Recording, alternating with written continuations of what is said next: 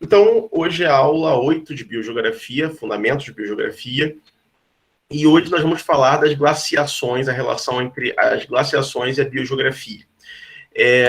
Primeiramente, eu preciso falar que as glaciações são, na verdade, as eras glaciais, e elas afetam diretamente a distribuição da vida no planeta, porque se você muda o clima, você muda todo uma infinidade de ecossistemas, porque você afeta chuvas, você afeta a distribuição de água no ciclo hidrológico, lá que a gente viu os ciclos biogeoquímicos.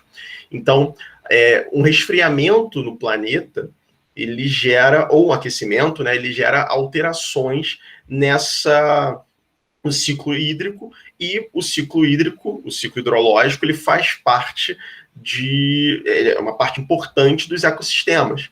Então, a gente acaba tendo, lembra lá do ecossistema, que ele depende da base física. Então, o ciclo hidrológico, ele é um ciclo que ele tem uma interação direta com a vida. E lembrando lá do conceito de ecossistema, que é a vida relacionada com o planeta, né, com o que é abiótico do planeta, o que não é vivo, o ciclo da água é um dos fatores mais importantes, porque tanto animais quanto vegetais precisam de água. A gente já vai ver isso hoje, como que as glaciações, essas eras glaciais, elas afetam diretamente a distribuição da vida no planeta. E esses períodos glaciais, eles geram a redução do nível do mar global, que a gente chama de eustasia. Quando vocês ouvirem esse termo eustasia, é o nível do mar global. E ele também reduz, períodos muito frios, reduz a umidade planetária. Então, o nível do mar, ele cai, e a umidade cai também no planeta. Então, o planeta fica mais seco, mais frio, e com o nível do mar mais baixo. E os períodos glaciais, eles são alternados por períodos interglaciais. E esse termo aqui, interglaciais, significa os períodos mais quentes entre as eras glaciais. Então, nós tivemos diversas eras glaciais recentemente no contexto geológico, tá? Colocando aí o quaternário, que pega duas épocas, o Pleistoceno e o Holoceno. A gente está no Holoceno, o Pleistoceno terminou há mais ou menos 11 mil anos atrás, e foi a última era glacial. Antes disso, a gente tem o Pleistoceno, que pega aí até, se não me falha a memória, 2 milhões e 52 mil anos, e 520, né? Milhões de anos atrás. E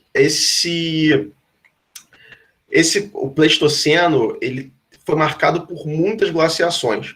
E a última glaciação fecha fecha o início, o final do Pleistoceno e o início do Holoceno. A gente já vai ver isso na tabela do tempo geológico. Mas é importante vocês saberem que o Pleistoceno como um todo teve mais ou menos 8 glaciações, no mínimo. Acho que são consensos, são 8, mas tem pesquisadores aí que falam que a gente teve até 11 glaciações no Pleistoceno, e isso tem uma implicação paleoambiental, biogeográfica, que a gente já vai ver mais para frente. Existem algumas causas, então, seguindo, para as eras glaciais. Uma delas, a mais comum, que causam pequenas idades do gelo, dependendo da quantidade de cinza vulcânica que é jogada na atmosfera, é o vulcanismo. O vulcanismo, ele joga cinzas vulcânicas na atmosfera. Isso, quem já fez climatologia já deve ter aprendido isso, que essas cinzas vulcânicas, elas impedem o aquecimento da superfície do planeta, porque ou reduzem, né? Não precisa necessariamente impedir, mas ela pode reduzir, porque você aumenta a nebulosidade. Se você aumenta a nebulosidade no planeta, os raios solares não conseguem atingir a superfície e aquecer a superfície. Porque o aquecimento do planeta, ele se dá da seguinte forma: os raios solares não aquecem diretamente a atmosfera. O aquecimento direto da atmosfera é muito pequeno. Os raios solares, eles interagem com a superfície sólida e líquida do planeta. Essa interação com a superfície sólida e líquida do planeta aquece essa superfície reemite ondas. No caso, tem uma explicação física, ela vai receber ondas curtas e emitir ondas longas, mas não é papo para essa disciplina aqui. E quando ela emitir ondas longas, que é o famoso, dentre essas ondas longas tem o famoso infravermelho, ele vai aquecer o ar a partir daí. Então, a atmosfera do planeta ela é aquecida da superfície para cima.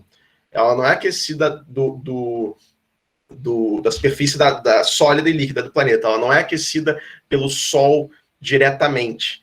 Então, isso é importante. Quando você aumenta a nebulosidade do planeta, que é a partir do vulcanismo, por exemplo, você gera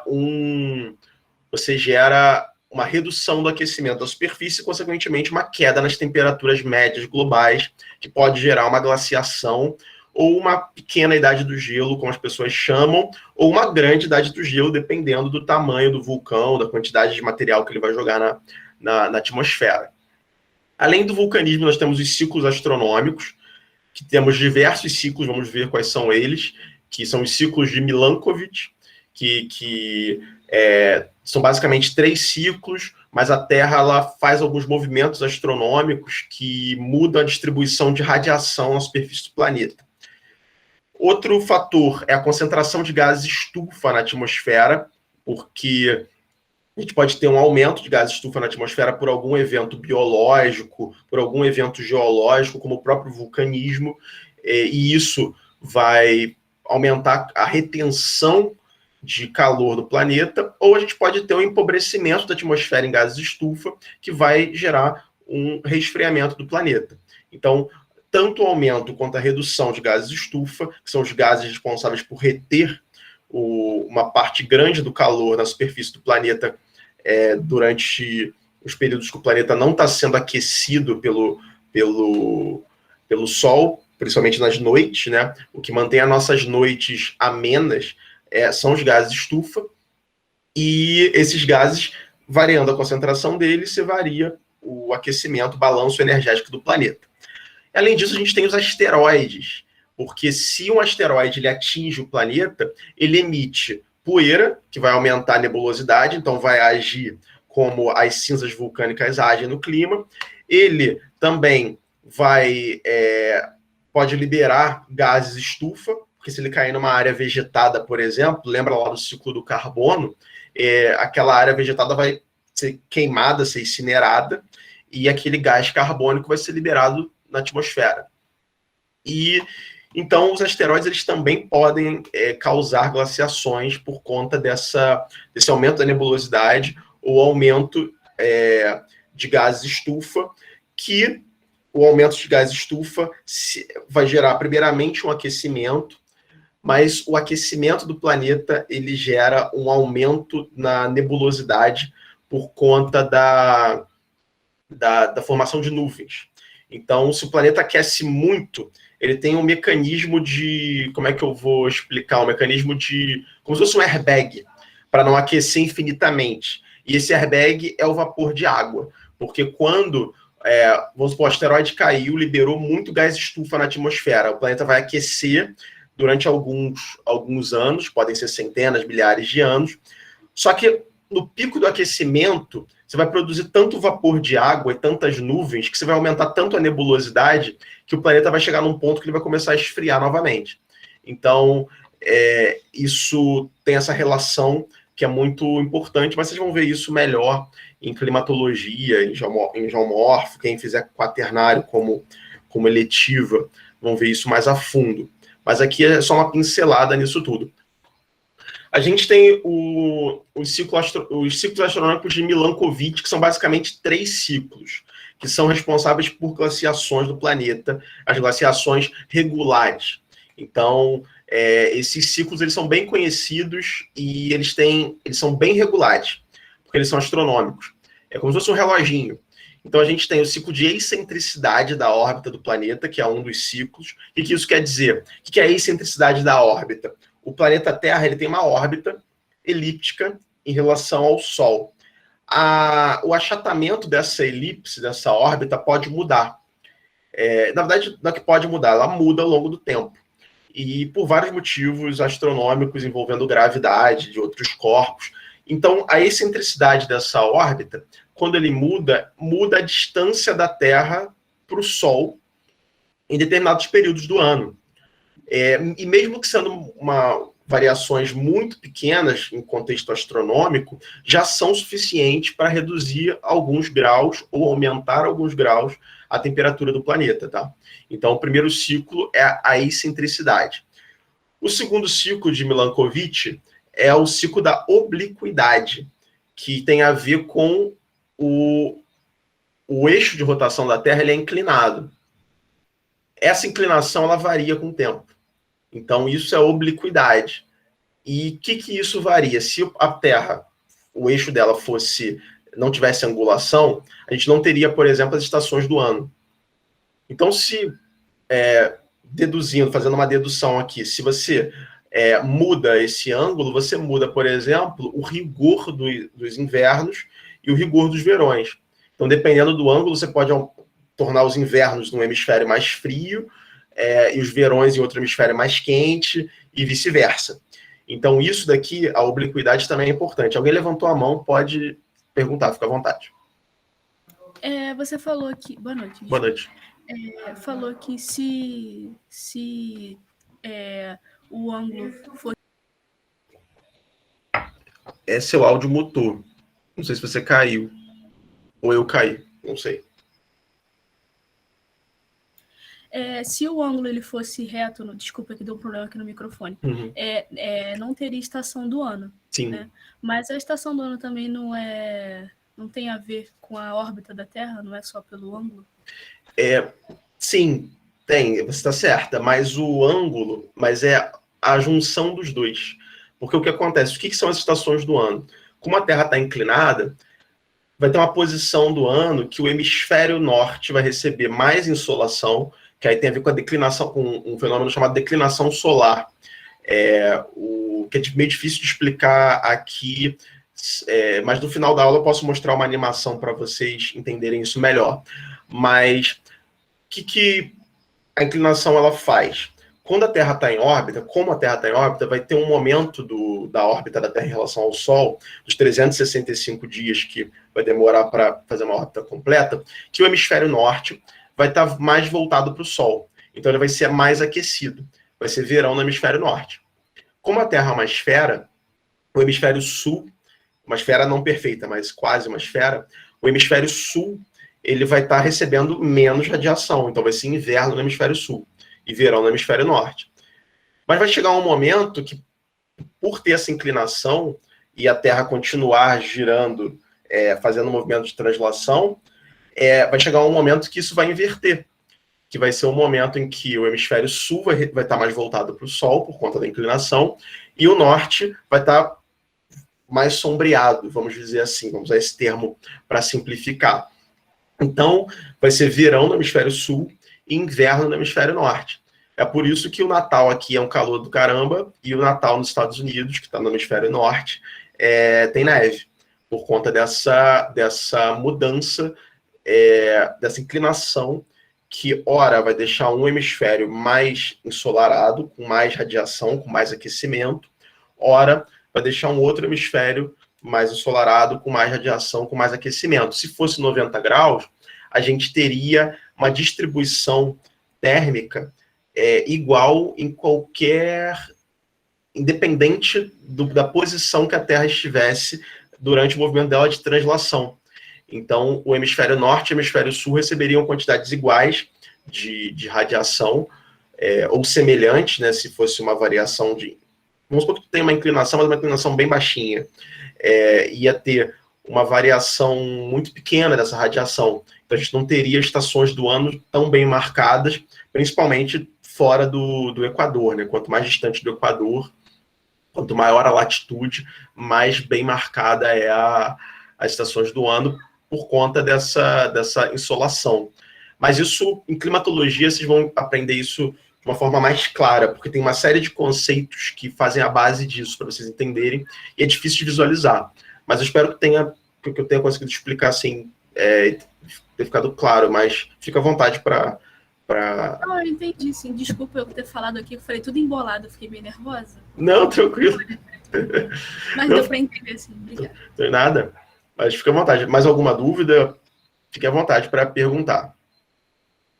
Um outro ciclo astronômico importante é o ciclo da precessão.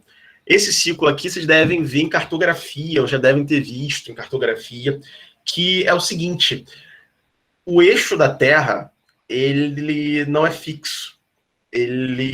Não é que ele não seja fixo, ele é fixo, mas ele também se movimenta. Então a Terra é como se fosse um peão, ela faz esse movimento aqui do eixo. Esse movimento do eixo é chamado de precessão. Então imagina um peão rodando. O eixo central de rotação do peão é o eixo de rotação dele, que seria, extrapolando isso para a Terra, é o eixo da Terra. Mas imagina, sabe quando o peão começa a dar aquela sambada, começa a andar? Isso é a precessão. Ele continua girando em torno do próprio eixo, mas o eixo também está se movimentando. Então, a Terra tem esse movimento que é chamado de precessão. Claro que a Terra não se movimenta loucamente igual um peão, mas existe o movimento do eixo da Terra e esse movimento já é responsável por gerar algumas glaciações, tá? Então, agora a gente vai ver a implicação climatológica disso, que vai, no nosso caso aqui, ter uma implicação biogeográfica. Aqui está o tempo que tem entre cada um desses ciclos. Então, a gente tem o ciclo de precessão de equinócios, que ele é um ciclo de 21 mil em 21 mil anos, mais ou menos. A gente tem o ciclo da variação do eixo da Terra, que é um ciclo de mais ou menos 41 mil em 41 mil anos. E a gente tem o ciclo de excentricidade da órbita, que é um ciclo mais ou menos entre 91 mil anos, entre 91 mil e 91 mil anos. Tem gente que arredonda isso daqui para 100 mil anos, tá? Esses valores não são muito fixos, eles têm leves discrepâncias. Então a gente tem aqui 3 ciclos.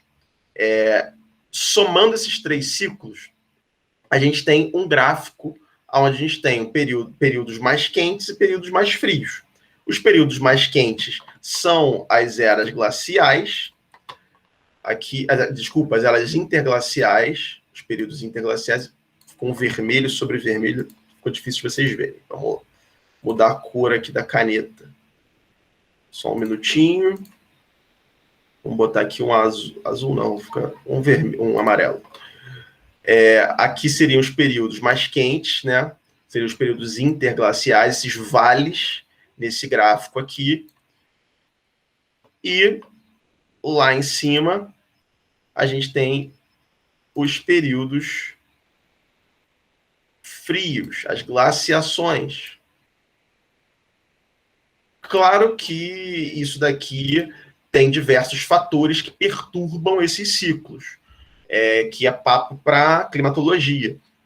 Esses ciclos não são exatamente perfeitos. Se tiver um vulcanismo num período quente pra caramba, pode ser que esse período não seja tão quente assim. Mas a tendência geral vai ser um aquecimento. A mesma coisa no período frio. Vamos supor que eu tenha uma tendência astronômica para resfriamento, mas aí eu tenho uma emissão absurda de efeito estufa, de gases de efeito estufa. Aí o planeta, mesmo com a tendência astronômica de aquecimento, de resfriamento, pode ser que ele não resfrie tanto. Então a gente tem esses ciclos astronômicos que geram as glaciações. Alguém abre o microfone e fica à vontade. Então, esses são os ciclos de Milankovitch, são muito importantes para a geomorfologia, para entender a biogeografia também, vocês já vão ver o porquê, porque essa periodicidade das glaciações, elas geram mudanças ambientais, que a gente consegue ver hoje no planeta Terra e aqui no Brasil, como é um país de dimensões continentais e que tem uma relativa estabilidade tectônica há mais ou menos 500 mil anos, no Fanerozoico quase inteiro, a gente tem um laboratório biogeográfico para a gente conseguir entender esses ciclos a partir da vegetação, por exemplo. Vocês já vão ver isso aplicado à vegetação. Isso aqui eu tirei da aula de climatologia. Quem é meu aluno de climato já deve ter visto esse gráfico. Mas ele mostra como o clima do planeta macro mudou ao longo dos 500 mil anos, os últimos 500 mil anos, 500 e pouquinhos mil anos, né, que é o Fanerozoico. O Fanerozoico, o Brasil estava completamente estável tectonicamente, tá? Relativamente estável. Ele não teve surgimientos de montanhas, cordilheiras durante o Fanerozoico. Por isso que a gente fala que o relevo brasileiro é antigo. Então você imagina que a vida no Brasil, do que hoje é o Brasil, né, ela se estabeleceu num regime de relativa estabilidade tectônica. Então o clima, ele ditou um papel muito importante para a organização que a gente vê hoje biogeográfica do Brasil. Então, aqui é só para ilustrar essas mudanças de temperatura. O planeta já foi muito mais quente, já foi muito mais frio do que é hoje. A gente está aqui, tá? Está aqui. Então, esses aquecimentos e resfriamentos tiveram diversas causas, diversas origens. Esse gráfico aqui é feito a partir de isótopos de oxigênio. Não vou explicar por que tem como saber por isótopos de oxigênio, razão de isótopo, né? A temperatura, mas é como se fosse um termômetro isso. Então, eles pegam carapaças de organismos fósseis, aqui tem os organismos, e pelo oxigênio que está ali presente, dá para saber mais ou menos a temperatura que eram os oceanos naquele período. E a partir disso traçar uma curva de aquecimento e resfriamento do planeta, tá?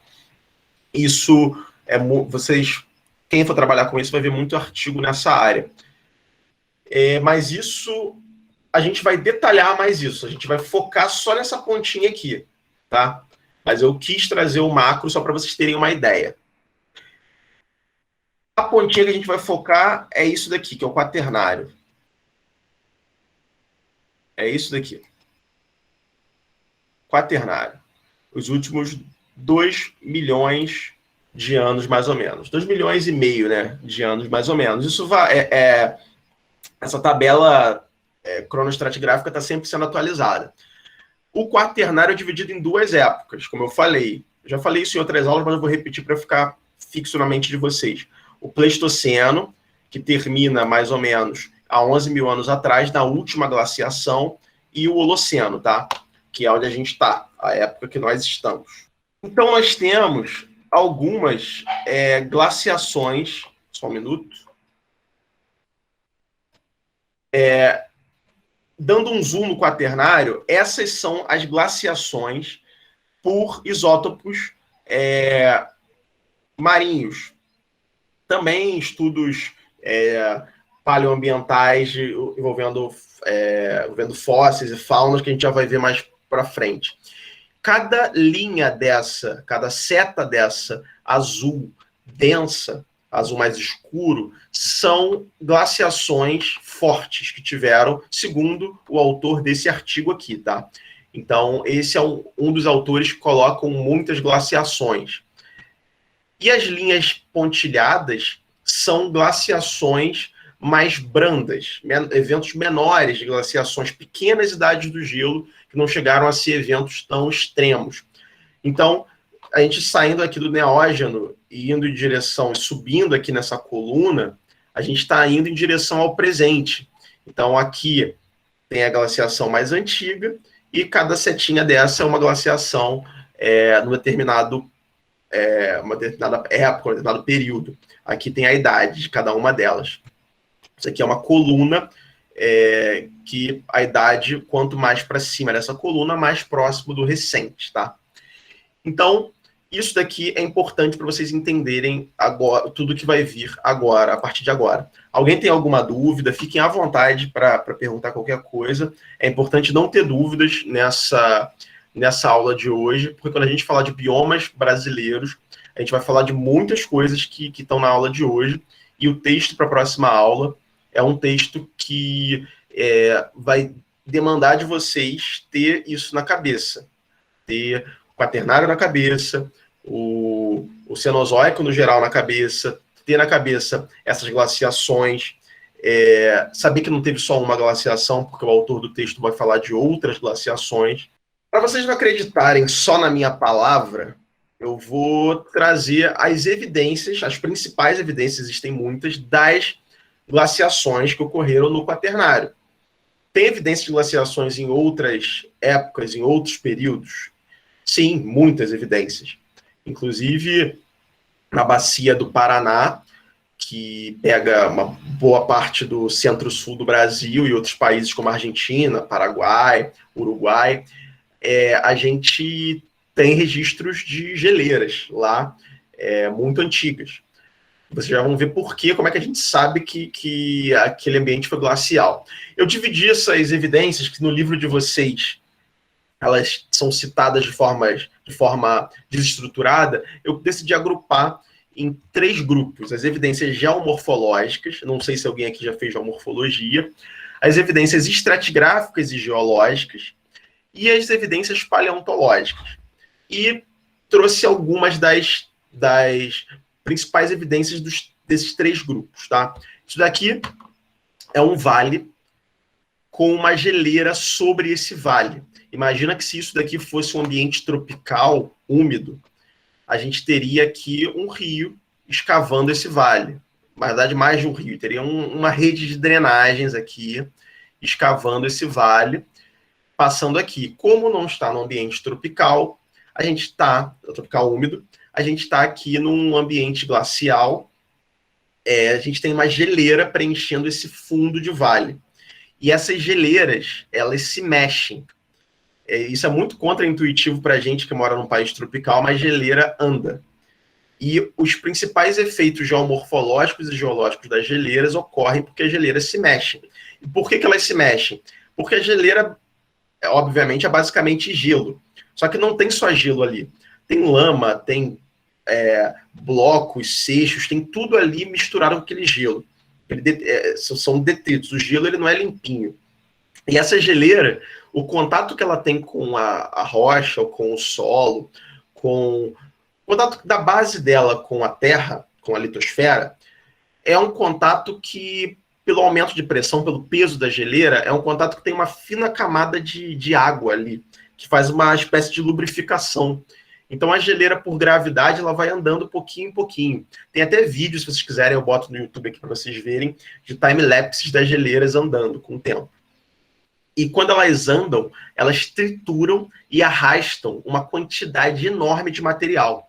E é assim que a gente sabe que algum local teve geleira ou não. Vocês já vão ver com algumas evidências aqui. As evidências geomorfológicas são os vales em U, já vou explicar o que são isso. Vocês vão ver isso em geomorfologia. As morainas, os lagos de origem glacial e a eustasia, que são as mudanças globais no nível do mar. Então, aqui tem um esqueminha de uma geleira. Então, eu tenho aqui o ice flow, que é o fluxo de gelo. Então, o gelo está indo nessa direção por ação da gravidade. Só que na base dessa geleira, eu tenho um gelo rico em detritos. Vocês já ouviram falar de debris flow? Debris flow é fluxo de detritos. Então, debris é detrito. Então, quando vocês verem essa palavra, detrito, é uma palavra muito utilizada na literatura geológica, geomorfológica. Então aqui eu tenho um gelo cheio de seixo, a lama, areia, tudo que você imaginar. A geleira é quase como se fosse um lixão geológico. Ela tem tudo que é material ali. Material, resto de planta, resto de animal, todos os tamanhos de sedimentos, tem tudo ali. E conforme ela vai andando, esse material que está aqui na base vai sendo incorporado, vai sendo arrastado nesse fundo. Só que nessa área aqui, na margem da geleira, que é uma área que o gelo derrete, você forma o que a gente chama de moraina, que é esse montinho aqui de material de argila, lama, algum material grosseiro que vai sendo depositado pelo derretimento desse gelo. E essa moraina, quando a geleira, vamos supor que a geleira derreta e ela, depois de alguns milhares de anos, ela esteja aqui, o limite dela. A moraina vai continuar aqui. Ela vai ser um registro geomorfológico do tamanho máximo que a geleira já teve num passado recente. Claro que se passarem muitos anos, essa moraina vai ser erodida com o tempo. Mas as glaciações mais recentes, isso daqui fica registrado no registro geomorfológico. Então é possível, tem vários mapeamentos de paleomorainas, para saber até onde as geleiras iam, no Canadá, na Europa, em diversos locais, onde tem muitos estudos e mapeamentos geomorfológicos de áreas glaciais, periglaciais. Mas vamos seguir que eu vou destrinchar cada uma dessas evidências, vocês vão ver imagens disso melhor. Os vales em U é o seguinte, lembra daquela imagem que eu mostrei da geleira no fundo do vale? A geleira, ela escava o vale e o vale fica em forma de U, porque ela vai erodindo o vale de uma forma tão efetiva e tão agressiva, escavando aquele vale, que o vale fica no formato de U. Então, quando você vê um vale em formato de U, você já desconfia que ali já teve mais geleira. Claro que você vai associar isso com outros dados, mas o formato do vale é muito importante. Quando o vale é em V, geralmente a escavação é fluvial. Significa que você teve um rio, água líquida passando ali, e com o passar do tempo, o rio, pela própria migração dele, migração lateral, ele vai fazendo uma erosão em forma de V. Porque as paredes do vale, elas vão abrindo nesse sentido. Então, o vale em U são geleiras. E em áreas que hoje são áreas temperadas no planeta Terra, tem muitas evidências de vales em U, em áreas que hoje são áreas temperadas, mas que num passado geológico recente já tiveram geleiras naquelas áreas, que hoje são áreas como essa daqui, que tem uma vegetaçãozinha ali rasteira, às vezes até uma vegetação até um pouco mais desenvolvida do que essa daqui, mas que já tiveram geleiras no passado geológico recente. Então, a forma do vale é muito importante na geomorfologia para se interpretar em campo esse tipo de evidência climática, tá? Então, é sempre bom linkar todos esses conhecimentos, porque vocês estão se formando em geografia e vocês têm que saber linkar diversos elementos para interpretar os fenômenos, tá?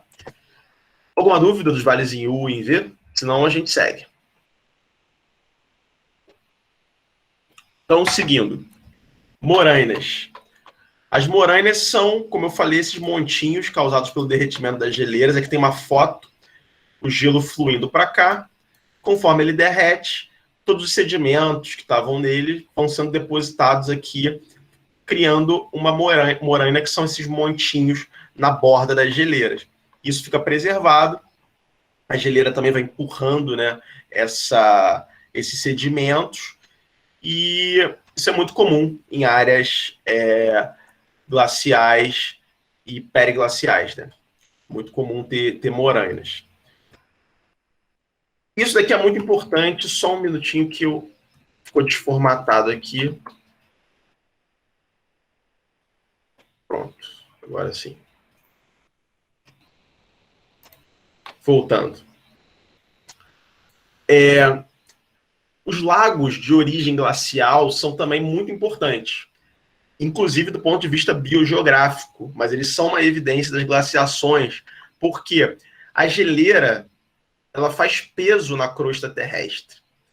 E vocês já devem ter aprendido em Planeta Terra, ou em Geologia Geral, ou em Geomorfologia, ou nas três, que quando você bota peso sobre a crosta terrestre, por um fenômeno chamado isostasia, que é o equilíbrio de forças ali na crosta com o manto, você acaba tendo a crosta, ela dá uma afundada.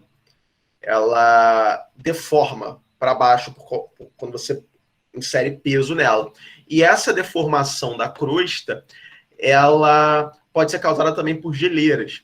Isso é causado por sedimentação, em bacias sedimentares, isso é causado por uma série de eventos geológicos. No caso das geleiras, o que acontece? A crosta forma esse buraco aqui, essa depressão, e essa depressão, quando a geleira, num período interglacial que a geleira derrete, mesmo a crosta voltando um pouquinho, essa depressão sendo reduzida um pouquinho porque a crosta acaba sendo empurrada pelo manto novamente pelo alívio de tensão, mesmo assim você forma uma leve depressão ali que forma os lagos. os lagos de origem glacial. Isso tem uns lagos muito... O exemplo clássico disso são os lagos ali na fronteira entre o Canadá e os Estados Unidos, a região dos Grandes Lagos, né? Que são lagos que... Só um minutinho a caneta. Esses lagos aqui são todos lagos que já foram cobertos de geleiras. Então, essas geleiras, quando retraíram, elas deixaram essas depressões que foram preenchidas por água, formando esses lagos, a região dos Grandes Lagos, que tem, quando vocês forem estudar geografia econômica, geografia regional, vocês vão ver que são áreas de grande atividade industrial nos Estados Unidos, né? O Rust Belt, o cinturão da ferrugem, que é uma área que tem um histórico de indústria, depois de falência das indústrias, enfim, papo para geografia econômica e geografia regional. Mas essa região aqui é cheia de lagos, tá? Eles são, inclusive, utilizados pelas indústrias. Então, aqui tem um esqueminha da retração das geleiras. 14 mil anos atrás ainda estava no período glacial, e com o aquecimento gradual do planeta para o período interglacial, que é o período que a gente está agora, a gente tem a retração das geleiras até formar lagos. Tranquilo? Seguindo. Isso daqui é muito importante, a gente já falou um pouquinho na última aula sobre ilhas, né? Que é o aumento do global do nível do mar, que é a eustasia. Só que uma coisa fundamental para vocês entenderem é que nem toda mudança na linha de costa, por exemplo, você está olhando para uma praia, não sei se vocês conhecem a Tafona, lá na região norte do Rio de Janeiro, do estado do Rio, tá? Não é do município do Rio, não, do estado. Região norte do estado tem uma área chamada Atafona, que é uma área que o mar está invadindo o continente. Aí muita gente usa isso como uma evidência de que o mar está subindo de nível. Só que se você olhar para Copacabana, se você olhar para Ipanema, o mar não está subindo lá. Então, por que ele está subindo em Atafona? Porque, na verdade, o nível do mar não está subindo, não está tendo o aumento do nível do mar global. O que está acontecendo em Atafona é a erosão da linha de costa. O mar está avançando porque ele está removendo sedimentos, não porque ele está subindo de nível. Isso é muito importante, vocês já vão ver o porquê disso. Então, é bom vocês terem isso em mente, porque isso confunde muito, e muitas pessoas escorregam nisso na geografia física. Confundir aumento global do nível do mar com mudanças na linha de costa, tá? São processos diferentes. A mudança da linha de costa é um processo erosivo e deposicional. Não tem contribuição do aumento do nível do mar.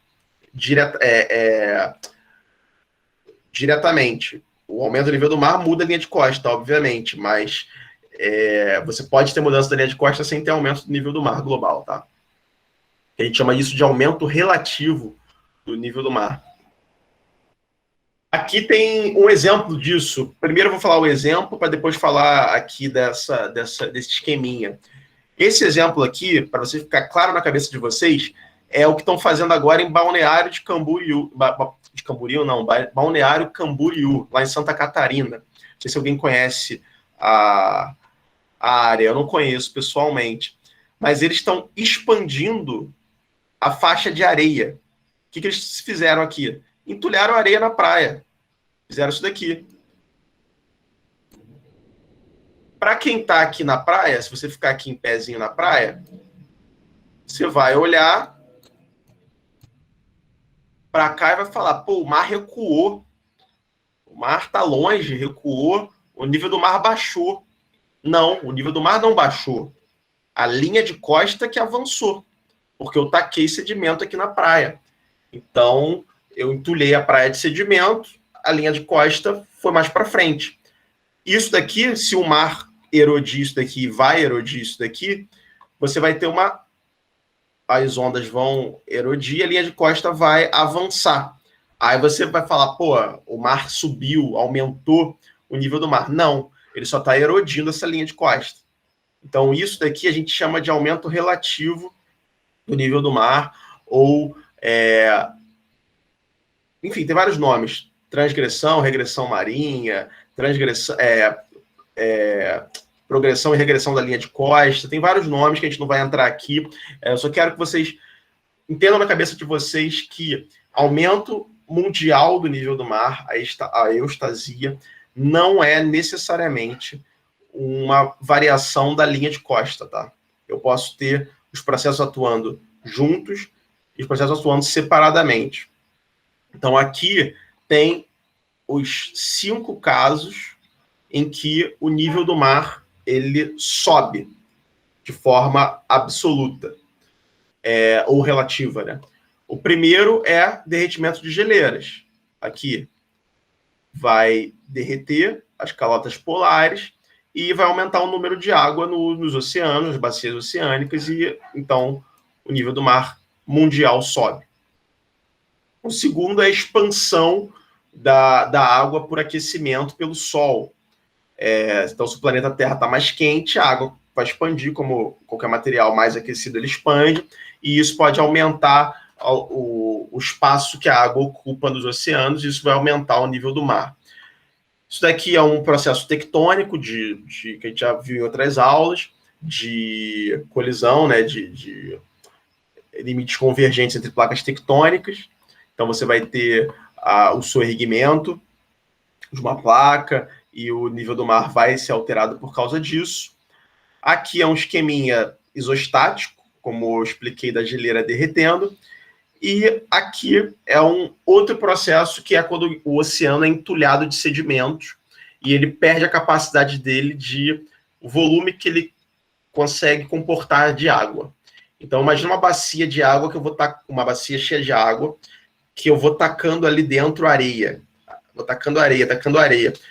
O nível de água vai começar a subir, porque eu vou estar tacando areia, que vai ocupar também volume ali naquela bacia, e o nível de água sobe. A mesma coisa acontece com os oceanos. Se eu taco muito sedimento nos oceanos, ele vai começar a subir, não porque está aumentando o volume de água, mas porque está diminuindo a capacidade da bacia oceânica de armazenar água. Então, basicamente, são esses 5 modelos de aumento do nível do mar. Enfim, local ou mundial. Isso daqui... E todos esses fatores da natureza ocorrem em associação, tá? Que é muito complicado, porque para a gente interpretar o passado fica uma loucura. Mas alguma dúvida, alguma colocação, fiquem à vontade, senão a gente segue. Então, vamos seguir. Professor, Oi, fica... eu estou com uma dúvida sobre a nomenclatura. No caso, isostasia e eustasia, como você falou, são coisas diferentes? São. Isostasia é o fenômeno físico. Como é que eu vou te explicar isostasia de uma forma visual? Imagina... Vou te explicar de 2 maneiras. A primeira maneira seria um cubo de gelo. Todo mundo aqui já tomou alguma bebida com cubo de gelo, tacou gelo ali na bebida. Já reparou que o gelo ele flutua na água, né? Porque o gelo é menos denso, porque a água tem uma característica, quando ela congela, ela expande, então ela diminui a densidade dela por conta das pontes de hidrogênio, tem toda uma explicação química para isso. Se ela expande, ela diminui a densidade, então ela consegue flutuar, né, na água líquida. Então o gelo fica boiando ali no teu copo com bebida. Já reparou que quanto maior o cubo de gelo, vai ser maior a parte do gelo que vai ficar para fora da água? Vai entrar em equilíbrio ali? Porque o gelo ele vai ter um equilíbrio que vai ser de acordo com o tamanho dele. Isso é isostasia. Isso acontece com a crosta do planeta também. Um outro exemplo de isostasia é uma prancha de bodyboard, ou uma prancha de surf normal, que estiver boiando. Se você colocar uma pessoa sobre a prancha, a prancha sem nada, ela vai estar flutuando ali na água. Se eu botar uma pessoa ali, a prancha vai dar uma afundadinha para entrar em equilíbrio. Se eu botar mais outra pessoa, a prancha vai dar mais uma afundadinha. Se eu for colocando peso ali em cima da prancha, ela vai entrar em equilíbrio com o empuxo ali da água, né? É o equilíbrio entre o empuxo e a força-peso, mas cada vez mais ela vai ter uma altura de equilíbrio diferente. Isso é isostasia. Isso acontece com a crosta. com a litosfera do planeta como um todo. Se você tem a litosfera sobre um manto, que é um manto, pode ter um comportamento plástico, que se comporta como um fluido muitas vezes, se eu taco peso ali na litosfera, essa litosfera vai começar a entrar em equilíbrio com o manto ali, o empuxo do manto com a força-peso que está sobre a litosfera. E isso vai começar a gerar ou soerguimento, se eu tiver alívio de carga, ou rebaixamento por aumento de carga. Então, vai entrar nesse equilíbrio. Isso é exostasia. A eustasia, ela é o aumento global do nível do mar. Ela se refere somente ao nível do mar. Aí, não sei se eu respondi sua pergunta. E se ficou claro a diferença com a eustasia. Mas na eustasia, no caso, está relacionado com o nível do mar. Mas é o mesmo procedimento físico ou não? Não, pode ter a ver com a exostasia. Você tem aumentos do nível do mar que tem relação com a exostasia. Mas isso é papo para geomorfologia costeira, ou quem quiser cursar estratigrafia, que vê isso, estuda muito essa parte. Mas geomorfologia costeira, vocês veem isso com mais detalhes, porque exige uma base conceitual um pouquinho mais sólida do que eu estou dando aqui na disciplina de geomorfologia, porque vocês precisam entender alguns conceitos geomorfológicos para entender isso. Eu estou dando uma pincelada, mas todos esses fenômenos se relacionam. A exostasia se relaciona com a eustasia também. Mas não sei se ficou claro. Não, sim, é que a minha dúvida é na eustasia mesmo. Então ela tem a ver com o mar, no caso, no equilíbrio, no balanço do nível dele, no caso. Isso. Se ele sobe ou se ele diminui mundialmente. A eustasia é o nível do mar mundial. Então, se aumentou o nível do mar em Copacabana, vai ter que aumentar numa praia nos Estados Unidos, as praias dos Estados Unidos, da Europa, do Caribe, vai ter que aumentar no mundo todo, porque a eustasia se refere ao aumento absoluto do nível do mar.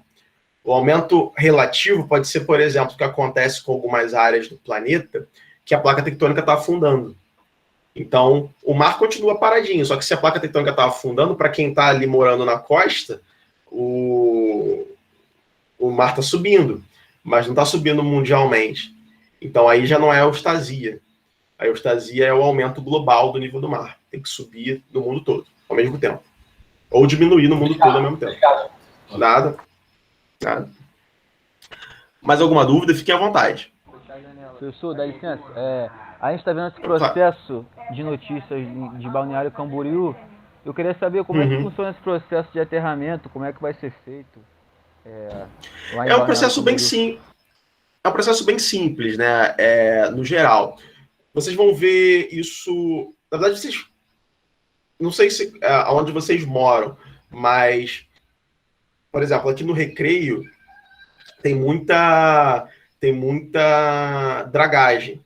Se vocês repararem, não sei se vocês andam muito ali na saída do Rio Morto, que ele sai ali perto de... Acho que é o Rio Morto, que sai ali perto da subida para Grumari e tal. Sempre estão fazendo dragagem ali. Então, eles pegam aquela areia, que é uma areia trazida pelo rio, aí eles pegam e jogam na costa para o próprio mar retrabalhar aquela areia. Então, as ondas elas vão retrabalhando aquela areia e redistribui essa areia na praia, naturalmente. A mesma coisa eles estão fazendo lá em Balneário de Camboriú. Por conta que Balneário de Camboriú, eles fizeram, eu ia usar uma palavra forte aqui, mas fizeram uma grande besteira ecológica. É um paredão aqui de prédios, de arranha-céu, e esses prédios eles fazem sombra na praia e eles impedem a chegada de sedimento na praia. Então, as praias que não... A areia da praia, ela é uma areia que ela está em constante troca. Os rios trazem a areia e essa areia é redistribuída pelas ondas. Então, se não chega areia na praia, se é uma praia com perfil erosivo, você vai ter uma redução da linha de costa progressiva, porque o mar vai começar a retirar areia e não vai estar entrando mais areia no sistema. O que eles estão fazendo é tacando mais areia, que eu não sei de onde eles estão tirando, mas provavelmente é de algum lugar que está com excesso dessa areia, e entulhando a praia de areia.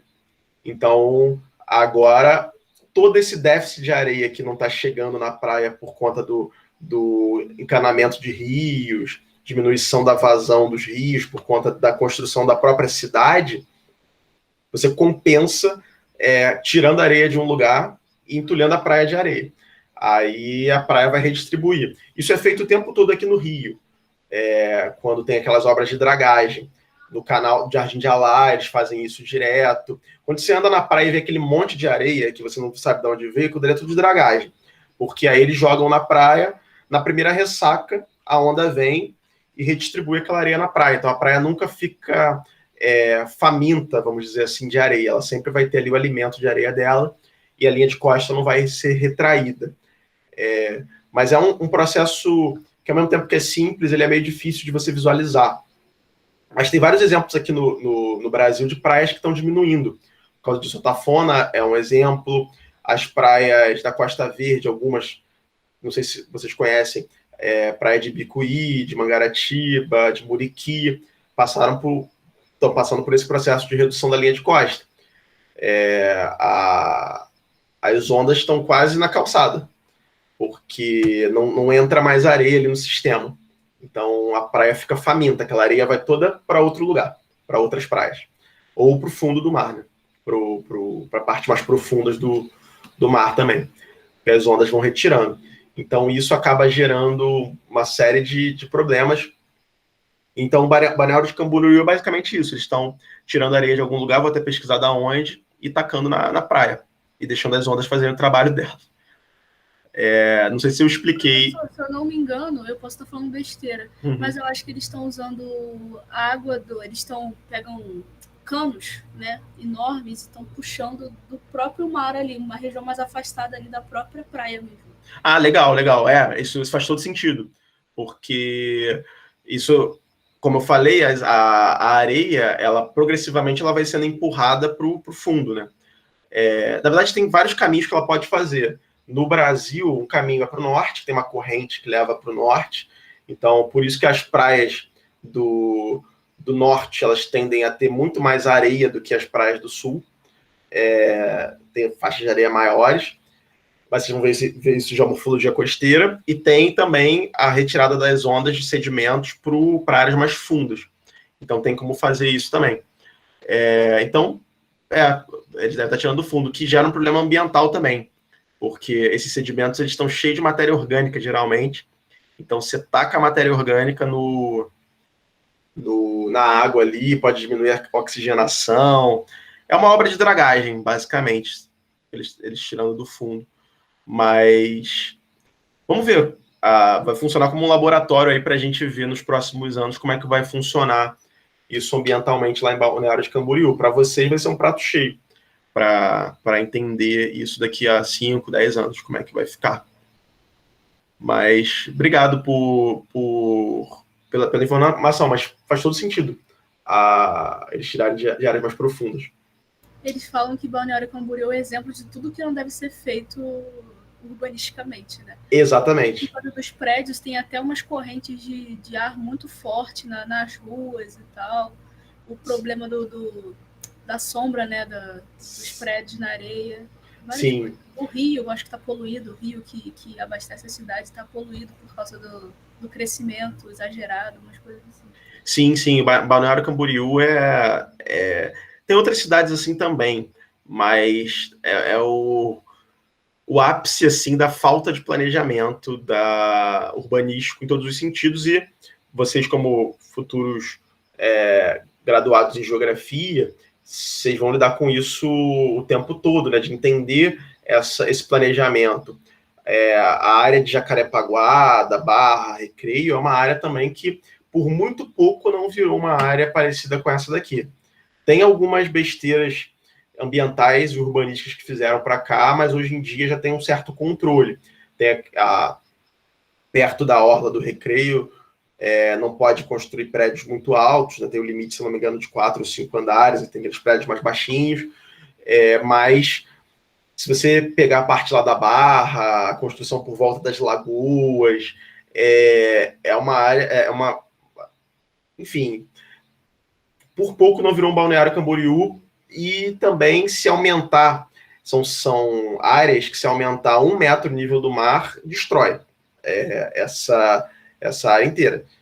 Se aumentar 1 metro o nível do mar, acaba a zona sul do Rio de Janeiro, Recreio, Barra, boa parte do Recreio, boa parte da Barra, enfim, acaba. Pelo menos aqui uns 3 quarteirões no litoral, acabou. Porque parece que 1 metro é pouquinho do nível do mar, mas imagina as ondas estourando aqui. Em evento de ressaca, a gente já viu o mar avançando. Imagina o mar subindo 1 metro e, sei lá, estourando aqui. A erosão causada por isso. Então, construções do litoral têm uma série de problemas ambientais que, no geral, as pessoas ignoram as dinâmicas naturais da linha de costa, né? E acabam construindo umas áreas meio que a longo prazo vai dar problema. Não tem muito como fugir. Mas Balneário Camboriú é um ótimo estudo de caso mesmo. Mas fique à vontade, fazer qualquer colocação, qualquer dúvida, senão a gente segue. Então, seguindo, mais evidências de geleiras dessas eras glaciais. Essas daqui são as evidências que eu mais gosto. As estrias de geleira. Quando você vê essas estrias aqui na rocha, você sabe que uma geleira passou por aqui. Porque a geleira ela vai raspando rocha sobre rocha, porque ela tem uma direção, e você ainda consegue saber a direção que a geleira estava se movimentando. Lá no Paraná tem um pavimento com essas estrias aqui lindos, que é até um geoparque, é uma área de interesse geológico. Eu não vou lembrar o município, nem o nome do bairro, mas no Paraná tem um lugar lindo que tem essas estrias que você consegue passar a mão e saber a direção que a geleira estava andando. Então, isso daqui é muito, muito legal, é uma das evidências que eu particularmente gosto mais. Isso daqui são os depósitos de ambientes glaciais, os tilitos, que a gente chama, são depósitos muito grosseiros. Você vai encontrar desde lama até areia, misturado com blocos enormes de gelo. Esse tipo de depósito só ocorre em 2 situações: deslizamentos, fluxos de detritos de deslizamento, ou por geleiras. Aí existem algumas características geológicas que vão dizer se é um ou se é outro. Aqui é um caso de geleira. Tem tudo misturado. São depósitos muito mal selecionados. Isso daqui são os famosos varvitos de Itu, que é do Parque dos Varvitos. Varvito é o seguinte: no verão, a geleira derrete um pouquinho. E no inverno, a geleira congela. Então, no verão, você tem a geleira derrete e alguns sedimentos muito fininhos são liberados. Só que no verão também as plantas, a produção biológica aumenta. Então você faz uma camadinha mais escura na rocha. E no inverno você tem um sedimento mais pobre em matéria orgânica. Então você tem intercalações de camadas escuras, que são os verões, de camadas claras, que são os invernos. Então você pega o varvito, você consegue saber pela intercalação, pelo agrupamento de camadas claras e escuras, quantos anos tem ali. Então você pega um varvito desse tamanho aqui, tem dezenas de anos. Você vê cada camadinha. Isso daqui é lá em Itu, mas tem varvito em vários locais da bacia do Paraná. Lá no Paraná, inclusive, tem cachoeiras em varvito, essa rocha aqui, que dentro da geologia a gente chama isso de ritmito. São as rochas que têm um ritmo, rochas sedimentares com ritmo, e esse ritmo pode ser usado para contar o tempo que passou. Se não tiver um hiato deposicional, você consegue saber por quanto tempo tem naquele pacote ali de rocha. Isso é bem interessante. Aqui é o varvito do Parque dos Varvitos, lá em Itu. Cada camada preta de rocha é um verão, cada camada vermelha, não, desculpa, clara, é um inverno. E assim você consegue ter uma interpretação paleoambiental, e isso só se forma em ambientes periglaciais, em ambientes na borda de geleiras. Então, quando você encontra o varvito, você tem certeza que o dali teve em áreas marginais de geleiras, tá? Aqui tem um exemplo também dos varvitos com o que a gente chama de seixo pingado, que é um termo horrível, traduzido de uma forma horrível. Mas é melhor chamar de seixo caído, mas na literatura vocês encontram como seixo pingado na maior parte dos textos. O que é isso? Se você tem uma geleira boiando em um lago glacial, essa geleira tem alguns seixos dentro dela. Conforme ela vai derretendo, esse seixo cai no sedimento do fundo do lago. Ele forma esse tipo de olhinho aqui, ó. Aí você tem uma sedimentação fina com um seixo caído em cima dela, que não poderia ter sido transportado por outro material, pelo derretimento da geleira que está boiando ali no lago. E aqui mais o mesmo desenho lá do tilito, mais ampliado. Então, essas evidências estratigráficas. Agora a gente vai entrar nas evidências paleontológicas que estão no livro de vocês. Na paleontologia existe uma área chamada micropaleontologia, que estuda fósseis microscópicos. Entre esses fósseis microscópicos estão os pólens e os esporos. Os pólens são muito importantes para entender glaciações, principalmente as mais recentes, porque pela composição ali dos pólens você consegue saber se a vegetação que estava ali polinizando, naquela época que aquele sedimento foi depositado, era uma vegetação de uma área fria ou de uma área úmida, porque os pólens vão ser diferentes, as espécies vão ser diferentes. Além disso, você tem variações você consegue saber variações de altitude também. Se aquelas plantas, elas são plantas de áreas elevadas ou áreas rebaixadas. Então, isso tudo o pessoal da paleontologia, da micropaleontologia, que a gente chama, nesse caso aqui, de pólens e esporos, de palinologia. O pessoal estuda isso tudo e é uma área de estudo assim, com uma infinidade de informações. Os caras conseguem extrair muita informação mesmo desses pólens e esporos fossilizados, tá? E essa área é conhecida como bioestratigrafia. Aí eu trouxe 2 exemplos aqui do livro de vocês. Esse primeiro exemplo aqui é uma mudança lá no Mediterrâneo da vegetação. Então, aqui é um período interglacial, um período mais quente, que você tem a região dos Alpes, a região do Mediterrâneo, a região da planície europeia, com uma vegetação muito mais densa, com muito mais árvores, com algumas espécies aqui, como o birch, como alguns pinheiros, enfim, aqui tem o nome, né, o próprio pinus, o spruce, que é um tipo de vegetação também até muito usado para fazer instrumento musical. E essa vegetação aqui mais frondosa, ela vai polinizar. Então, todos os sedimentos que vão ser depositados aqui no mar Mediterrâneo, nas bacias que estiverem aqui, vão estar com os pólens dessa vegetação aqui, desse momento. Aí, no período glacial, essa vegetação ela regride. Você começa a ter uma vegetação de estepe, de tundra, uma vegetação rasteira, com arbustos, com poucas árvores. E essas plantas também vão estar polinizando ali, e esses pólens também vão ser depositados nos sedimentos. Então, pelos sedimentos, eu consigo saber essa variação na flora, da composição florística que estava ali, no caso aqui, na área da Europa, pegando o Mediterrâneo, Alpes e planície europeia, mas isso pode ser extrapolado para qualquer área do planeta. Eu consigo inferir, a partir da bioestratigrafia, essas mudanças na flora, e por conta das mudanças na flora, as mudanças no clima, porque a flora depende do clima. Então, aqui tem um exemplo do livro de vocês, dessa distribuição de pólens de várias espécies vegetais. Então, aqui eu tenho a distribuição de pinos, né, eu não sei se pode chamar de pólen de pinheiro, mas do pinos, mas, enfim, acho que sim, acho que é pólen, sim. Então, você tem a frequência desse registro. Então, quanto maior, né, para cá, a área pintada, significa maior frequência desse pólen que foi encontrado no sedimento. Quanto menor, menor a frequência. Isso para todas essas espécies aqui, tá?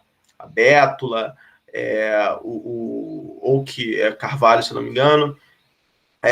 E a partir disso, você vai conseguindo construir a composição da flora naquele local no passado, dentro do registro geológico, porque isso daqui é um furo de sondagem, isso daqui é a profundidade.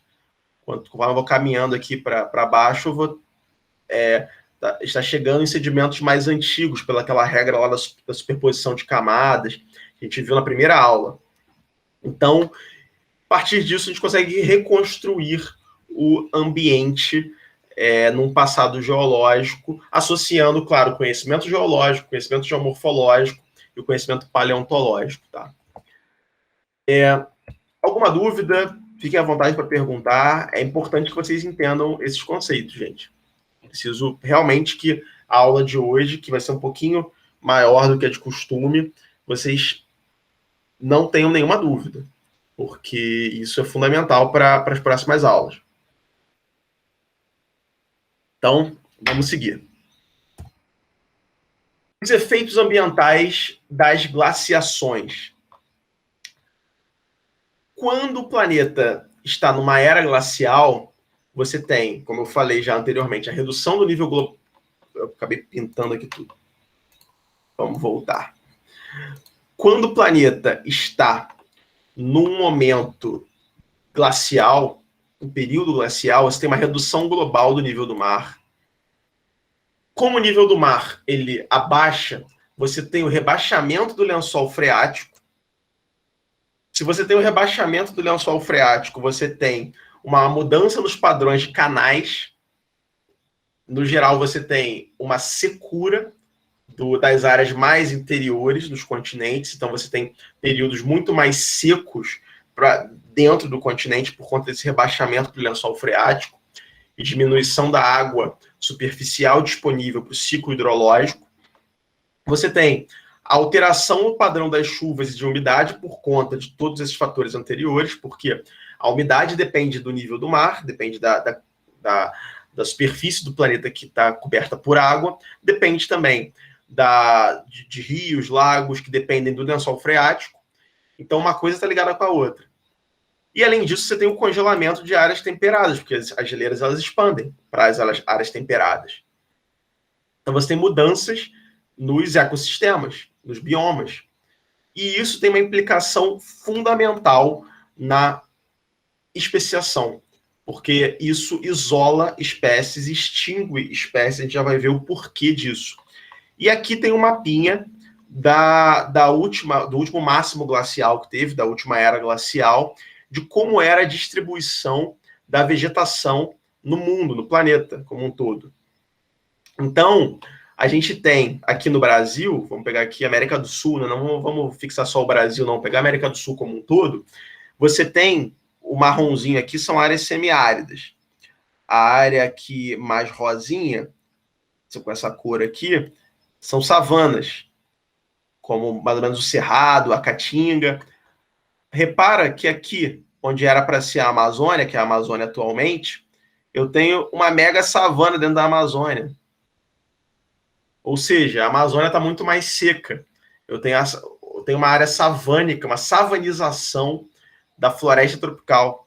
Floresta tropical, que é a Amazônia, a floresta amazônica, ela se torna muito mais seca e, consequentemente, para se tornar muito mais seca, a vegetação de savana invade a Amazônia, formando o que hoje é a floresta amazônica, formando uma fragmentação dessa floresta. E a gente já vai ver que existe uma teoria que deu um nome para isso, tá? Até aí todo mundo entendeu? Fiquem à vontade para tirar qualquer dúvida. Senão a gente segue. A gente vai ter uma aula de biomas e vegetação mundial. Hoje é a introdução disso, só. Então, seguindo. Os efeitos, então, biogeográficos das glaciações são essas extinções de espécies, porque você vai restringir habitats, mudar ecossistemas. Então, isso pode gerar extinção de muitas espécies. Você vai gerar o isolamento das espécies. Se vocês lembrarem das aulas que a gente falou de especiação, o isolamento de espécies é fundamental para gerar espécies novas. E você vai ter a expansão e retração de biomas e ecossistemas.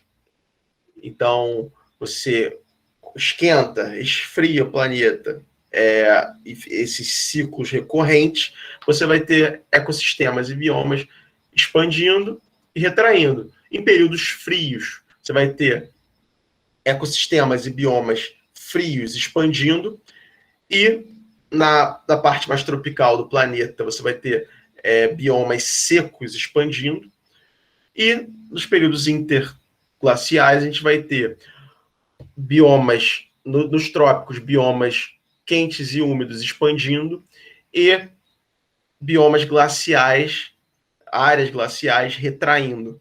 E isso ocorrendo repetidas vezes na história do planeta, tá? Então aqui a gente tem essa extinção de espécies gerada. Aqui eu tenho a megafauna pleistocênica, que tem preguiça gigante, tatu gigante, paleolhama, mamute, todos esses animais extintos que conviveram com seres humanos. Eles são animais que, coincidência ou não, desapareceram depois da última era glacial. Provavelmente por uma associação entre mudanças ambientais e caça, os seres humanos caçando eles, porque eram animais com reprodução muito lenta e que era uma boa fonte de proteína para os grupos humanos. Se um grupo humano mata uma preguiça gigante, dá para alimentar gente pra caramba. Então, junta as duas coisas, as três coisas, né? Mudança ambiental com a caça e com a reprodução lenta desses bichos, a população teve uma retração e desapareceram. Esses animais, eles conviveram com seres humanos, tem pinturas rupestres aqui no Brasil, da Serra da Capivara, que registram esse convívio dos seres humanos com esses animais, porque eles foram extintos no Pleistoceno, né? Então, finalzinho do Pleistoceno, que foi há 11 mil anos atrás, que não é nem muito tempo. Então, esses animais, muitos foram extintos com o fim da última glaciação. A megafauna que permaneceu firme e forte, de mamíferos de grande porte, foi a megafauna africana. Então, a gente tem elefantes, girafas, esses mamíferos de grande porte, que se mantiveram vivos na África. Mas em todos os outros continentes, a megafauna de grandes mamíferos foi extinta. E esse isolamento de espécies, ele é gerado, com essas mudanças climáticas, pelo isolamento, pela fragmentação de habitats, a fragmentação de biomas. Na América do Sul, a gente tem um exemplo clássico da Amazônia, que ela expande em períodos interglaciais e ela retrai em períodos glaciais. E essa retração em períodos glaciais gera uma fragmentação da floresta amazônica. E isso gera o isolamento de espécies que não vão trocar, não vai ter fluxo gênico. Como não vai ter fluxo gênico, esse isolamento vai gerar especiação, vai gerar o surgimento de novas espécies. E aqui tem um exemplo mais ou menos há 22 mil anos atrás, a fragmentação da floresta amazônica. Essas manchas azuis é o que restou desses períodos da floresta úmida. E aqui, essa parte mais cinza, são as áreas semiáridas, as áreas como a caatinga, né, como a vegetação de caatinga, que é a vegetação da área mais seca do Brasil hoje em dia. Então, você tem a fragmentação, e cada fragmento desse, as matas de galeria, que são aquelas matas na beira dos corpos hídricos, como os rios, acabam ficando ainda com vegetação de floresta úmida, mas as áreas de transição acabam se tornando muito secas e funcionam como barreiras para troca, para que as espécies troquem gene, para ter fluxo gênico. Então, esse isolamento por fragmentação gera especiação, E esse é um dos motivos que explica a grande biodiversidade na Amazônia, a grande biodiversidade do Cerrado e na Caatinga, aqui na América do Sul, né? No caso, a Caatinga é um bioma exclusivamente brasileiro. E aí a gente chega mais para o final da aula de hoje, que é a teoria dos refúgios, que vocês vão ler isso com muito mais profundidade em um texto que eu vou deixar no Classroom assim que acabar a aula. Que a teoria dos refúgios é uma teoria que foi proposta no final da década de 60 e ela fala exatamente da fragmentação dos biomas, da floresta úmida principalmente, nos períodos glaciais. E isso gera espécies novas. E aqui no Brasil a gente teve um geógrafo que usou muito essa teoria dos refúgios, que é o Aziz Absaber, que a gente já vai ter uma aula sobre uma divisão do território brasileiro que ele fez, uma regionalização, que chama de domínios morfoclimáticos. Ele foi o responsável por essa divisão do Brasil em grandes domínios morfoclimáticos. E esse cara, que foi fundamental para a geografia física brasileira, ele é um dos adeptos da teoria dos refúgios, que é uma teoria que é criticada por alguns cientistas, tá? Mas eu já vou passar para algumas evidências. Mas esse esquema aqui é tirado de um cara que é um geomorfólogo chamado Bigarella. E esse cara, esse está num trabalho dele, ele mostra como seria, no passado, há 10 mil anos atrás, a distribuição da floresta pluvial, que é a floresta úmida, dos cerrados, da mata de araucária, ou floresta araucária, das estepes, da caatinga e estepes semiáridas, e dos desertos, né, na América do Sul. A comparação atual com o que seria 10 mil anos atrás. E é possível ver que há 10 mil anos atrás, quando o planeta estava acabando de encerrar uma era glacial, as áreas semiáridas, áridas e de cerrado expandiram em direção à Amazônia. Então, a gente tem um aumento do cerrado, um aumento da caatinga, principalmente da caatinga aqui, ó, é possível ver a caatinga se expandindo para onde hoje é a floresta pluvial litorânea, que a gente chama de Mata Atlântica, se expandindo para onde hoje é uma parte da Amazônia. Então, você tem uma América do Sul muito mais seca há 10 mil anos atrás. E aí a gente chega num conceito que o Absaber fala muito no trabalho dele, que a gente vai ver melhor nas próximas aulas, quando a gente falar de biomas brasileiros e de domínios morfoclimáticos, que são os enclaves. Isso é vegetação de um bioma que não é aquele dentro de um bioma completamente diferente. Então, por exemplo, é você achar dentro da Amazônia vegetação de caatinga, e você achar dentro da caatinga vegetação de Mata Atlântica. E aqui eu tenho um exemplo clássico